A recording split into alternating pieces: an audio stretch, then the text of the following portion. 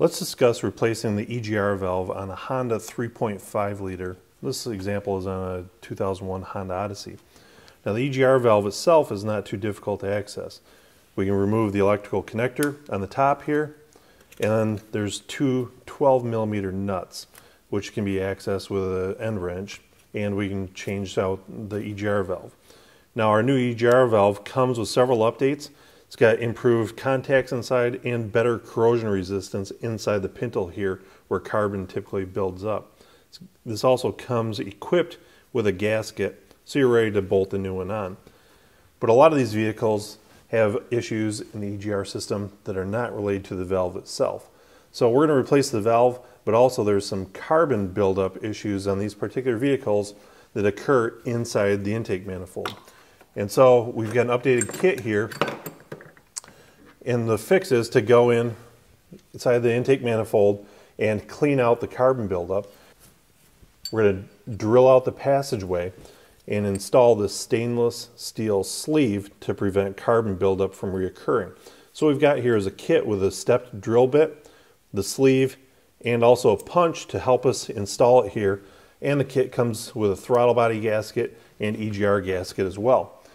So let's jump in. We're going to remove all the vacuum lines, the air intake boot, the electrical connectors for the TPS sensor, the MAP sensor, the intake air temp sensor, and also for the IAC valve. Then we'll remove several of the bolts here, and we've got a couple vacuum hoses on the back side here. Remove the throttle cables, and we'll have the intake manifold up in no time. I've got all the vacuum lines, a couple coolant lines underneath the throttle body here. So I've pinched those off as well, set one of them aside. I've removed all the studs and bolts, so everything's loose here. Just gotta get the throttle cable out. So we've got a cable for the cruise control in this particular car and one for the actual throttle pedal. So there's a lock nut here, and then on the front side there's an additional nut. So we're gonna loosen the one on the front side. You'll see that there's a bare spot in this housing, so it will allow us to get those out of the holder. So don't touch this one here. We're going to use that as a stop so we don't have to readjust it when we're all done here. We'll just move this nut out of the way and work our cable up out of there. Now once that's all set,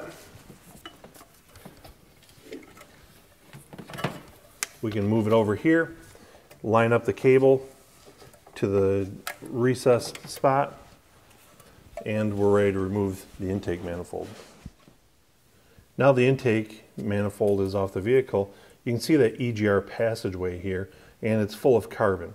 And so quite often this gets restricted as it goes from here to a passageway inside the intake. So what we're going to do is remove the throttle body, and then we will follow the procedures outlined in the instruction sheet with that drill bit, clean out the passageway here, and install our new stainless steel sleeve. Now that we've got the intake manifold off the vehicle, some people may choose to leave the throttle body connected to the vehicle yet. That's why the throttle body gasket is there. In this case, we decided to take it all in one piece. So now we've got to clean some of the carbon out of this hole here. So you might want to take a screwdriver to get the hole started. You can see this port was completely plugged here.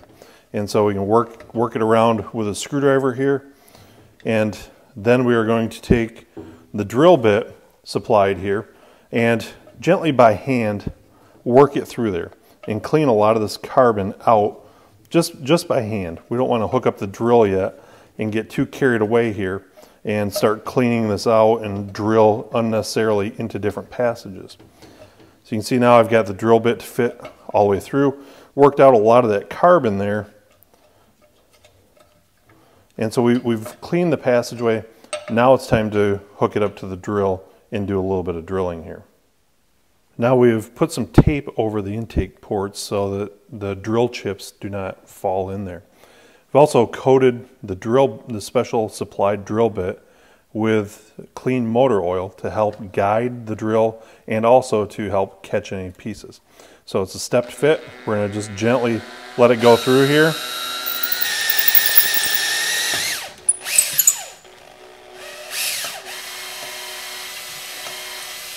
Now that we're done drilling our EGR passageway, it's very important that we've cleaned up the manifold itself. I just took this to the parts washer, ran a bunch of parts washer fluid through it, tried to make sure there is no metal chips or remnants left anywhere. Then finally we took shop air and blew it out, dry it off, make sure that there's nothing left in there. So now we're going to take our pipe insert and our installation tool, and you'll notice that there is a swedged end here, and so we're going to put the tool in the swedged part and we will insert it into the hole here. So it's gone in pretty straightforward so far. I'm going to take a small ball peen hammer and gently continue to drive it in until it's flush with the hole now. We don't want anything sticking out this way. Now what that's done is provided a larger passageway, but also the opening goes further into the main airstream of the intake manifold to prevent this problem from reoccurring. Now it's time to clean up the gasket surfaces. We're going to go ahead and install a brand new EGR valve and reassemble. Well, we've got the intake manifold off to clean out the passage and install the new sleeve. It's also easier to replace the EGR valve. So we're just going to take our 12mm wrench and go on these nuts here and break each of them loose. You might be able to get a swivel socket on these, but quite often they come off with the end wrench and come up relatively straightforward. So once we back these nuts off, we'll be able to lift the valve off as well as get rid of the gasket. We'll install our new EGR valve.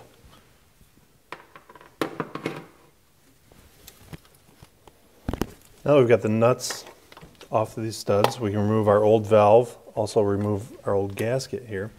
Now is not a bad time to take some compressed air, and we're going to go to the intake manifold side here. We'll take a rag to cover up the ports on the other end here and just gently blow through here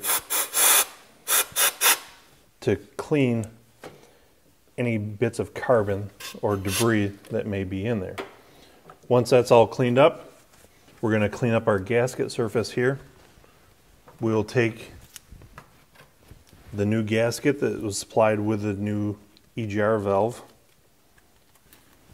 take our new valve, install it in place, tighten down the two nuts, reinstall our intake manifold, and it might not be a bad idea to clear any memory in the vehicle's computer and let it sit in the key on, engine off position for 30 seconds to a minute.